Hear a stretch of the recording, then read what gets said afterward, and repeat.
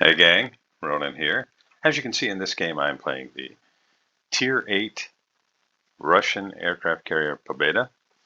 And if you've been watching the last couple of my replays here, you are likely well aware that I am not particularly good with aircraft carriers. I am learning about them and thought I would share some of the things that I have learned with you.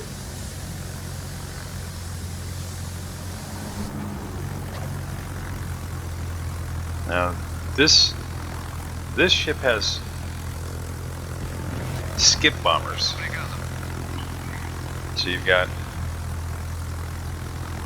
three different kinds of aircraft. You got some rockets, and you got some torpedoes, and you got skip bombers. I think it looks to me like the skip bombers are going to be kind of the meat and potatoes of what you're going to be able to do with this thing. I have to figure out the best way to utilize them, and in this game, and to this point, really haven't. But that does look to me like where I need to focus my energy. And all I'm doing right now is doing some spotting, and I'm repositioning my ship. You can see I've got my ship moving across the map right now. I took a look at the disposition of my team, where they looked like they were heading, and I want to try and stay with the team as much as I can. If somebody were to try to strike me right now with aircraft, for example, they'd have to contend with North Carolina, Albemarle, and Bezos AA before they got to me.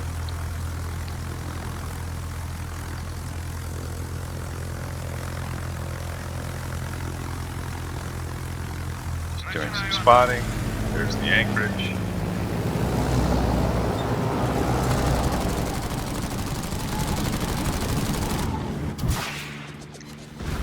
Did you catch that? Let me back that up just a little bit.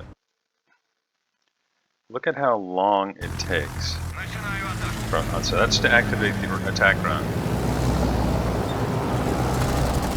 Look at how many seconds it takes before the rockets actually fire from the time that I told them to fire.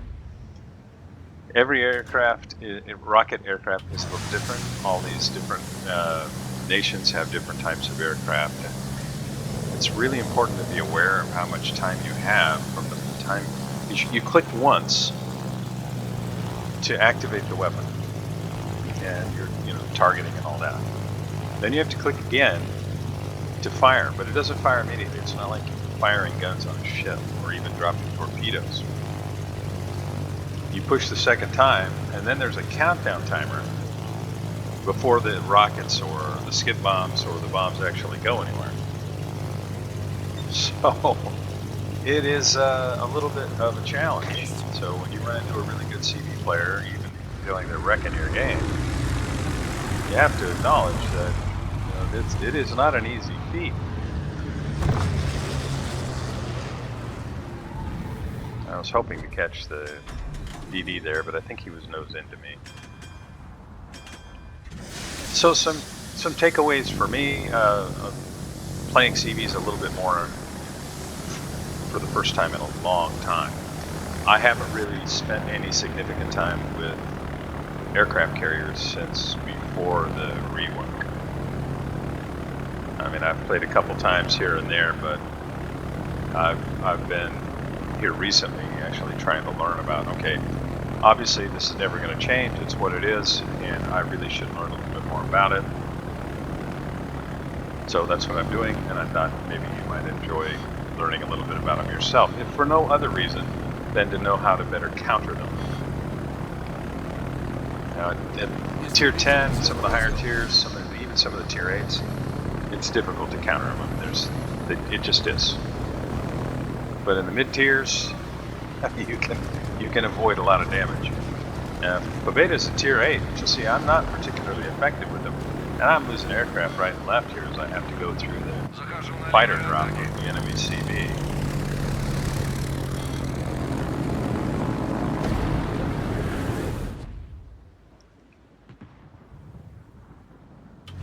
Now we've got the enemy Puzo and Bayern sitting at the very end of that island. It's kind of like Foxtrot 7.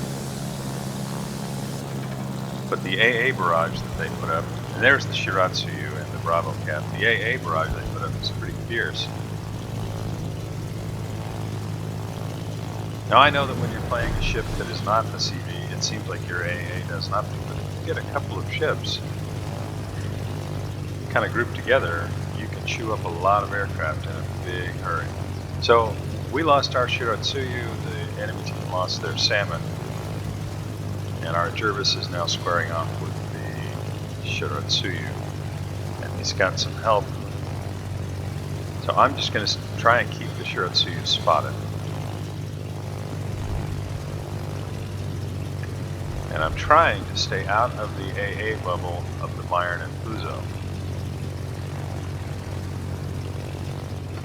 But I'm not really able to spot that DD, so I'm just going to go ahead and make an attack run here. Shiratsuyu is no longer in the cap.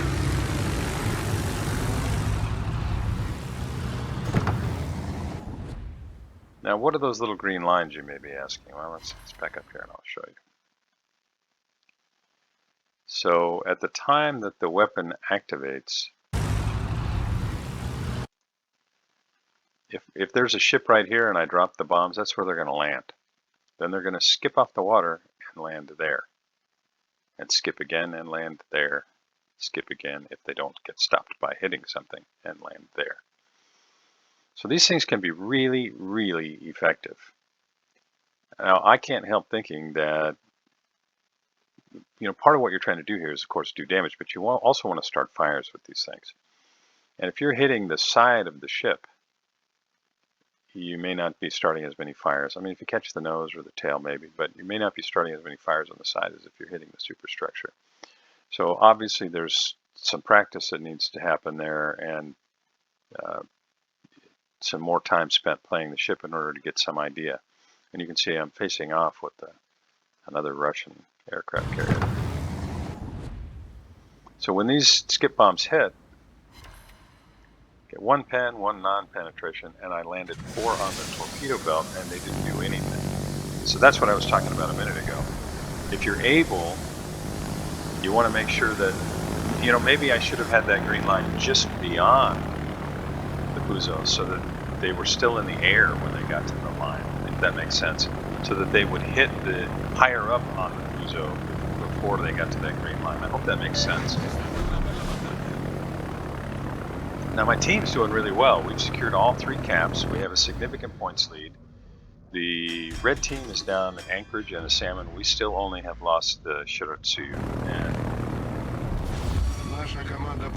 this game could still go either way, but right now I'm feeling pretty good about things. Where I think we are maybe in trouble is we've got our Dunkirk over at the Alpha Cap with Salmon, and they are outnumbered.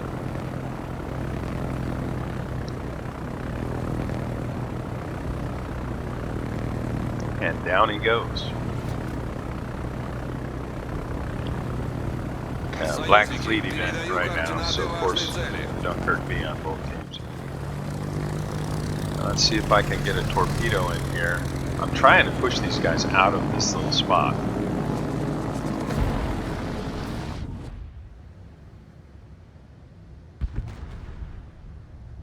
So we lost the Salmon, we lost the Dunkirk B. So we don't really have anything. I do have 1, 2 torpedoes, but no floods, unfortunately. So the red team is almost certainly going to be turning in, and our Jervis takes out the Bayern. The red team is going to be securing the Alpha Cap, and then more than likely going to finish off the Zara out there. You can see that the red aircraft carrier is getting ready to drop torpedoes on him right now. So I think Zara is probably in big trouble. It's both teams down 4 ships. I'm kind of anticipating Zara might be the next ship to get sunk. I still haven't been able to push these battleships out of this spot here. And I'm debating about whether Fuso is far enough away for me to be able to make this drop. I don't want to have what happened with rocket planes happen here. You can see it kind of is.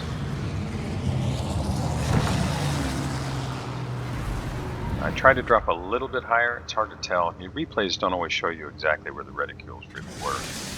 tried to drop a little bit higher. I did manage to start a fire, but I was able to DC and put it right back out. Our Albemarle finishes off the Rakazuki, and that gives us a 1-ship lead, but our cap lead is now down to 2. As expected, the red team finished off securing the Alpha Cap, and I'm sure Zara is taking a lot of fire. You can see it. Sterile Goat and the Zara is trying to get away. Turns and shows a little broadside to get torpedoes out. And he's continuing to fire. I think maybe going dark and repositioning might have been the better bet there.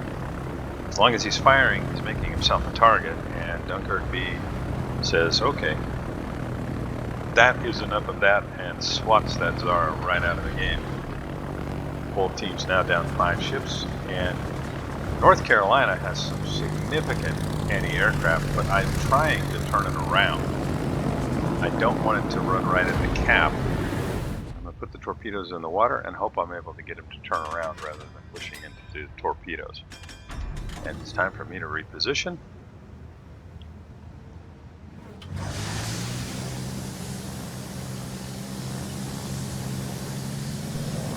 And see if I can help out. Now we're 10 minutes into the game at this point, and I've done less than 14,000 damage. My effectiveness here has been minimal at best. You can see Valkyline is pushed in. He's going to make a run at trying to secure that cap. Shiratsuyu is headed back that way. Our U-190 is fortunately doing a little bit of spotting, I think, for us in Asashio on this side. And I'm able to pick up vision of the Valkyline. Asashio finishes him off, and our Asashio plays a solid game here. He's badly banged up, but he does finish off the Valkyline, and our North Carolina takes out their Fuso. And I'm able to make a 7,100 HP drop there, so I'm starting to get a little bit more of a feel for how to make use of the weapon system. But we, in turn, lose our North Carolina and our U-190, and we are both now back down to 5 ships per team. And we have a significant lead, but the red team is in the Bravo cap, and we have to count on our Jervis to do something about that. And you can see the aircraft are not all that fast. I know it seems like it in a lot of games when you're not in a CV. It seems like these aircraft are incredibly fast. Now they are much faster than ships for sure, but if I'm in a battleship and I'm the distance from this target that my ship is, I just keep shooting an angle. With the CV, you have to travel, your weapon system has to travel to the red ship before you can actually fire, and it can be a little frustrating. Let's see if I can get any torpedoes on Dunkirk. Jervis does finish off Shiratsuyu. We've now got 5 ships. Red team only 4. I do put a torpedo or 2 into the Dunkirk. And this game is looking pretty good for us right now. Asashio is smoked up. Hoping he doesn't get blapped here. He's continuing to put shells out on Dunkirk. With only 521 HP. It's risky business. Anybody gets a shell anywhere near him, he's going to get sucked.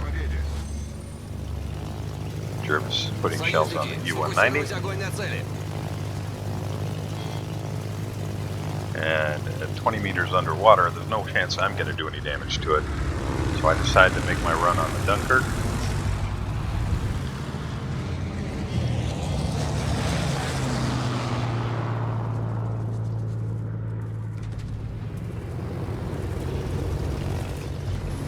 And unfortunately, I waited too long.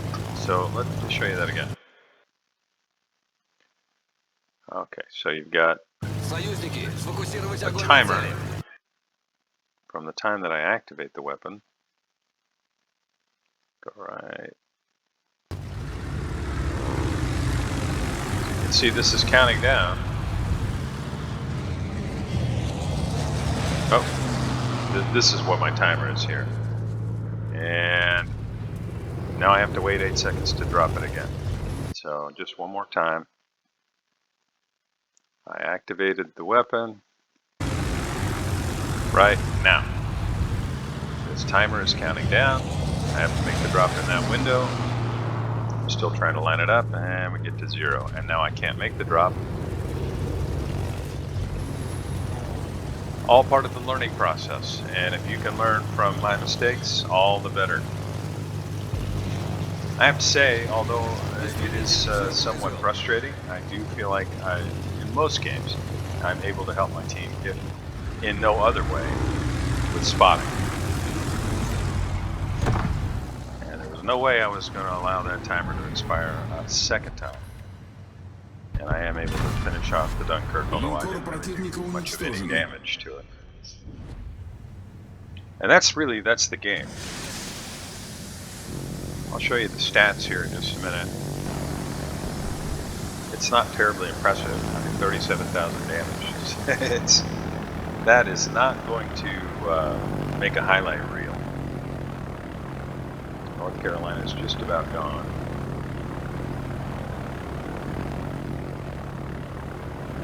He's trying to heal, but next solid volley from Albemarle might do the trick.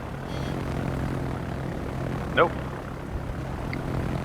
North Carolina actually finishes off Albemarle. Uzo puts a big shot out.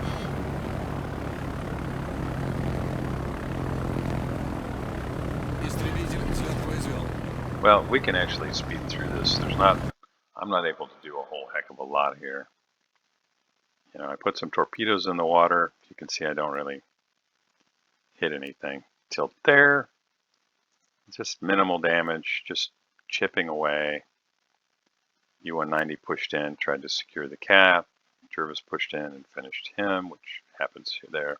I'm able to finish off the Carolina. The torpedoes from the U-190 hit our Fuso. And we're at the end of the game.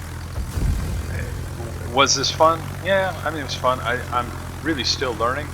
That's why I've done all these recent videos about different CVs, and they are all different.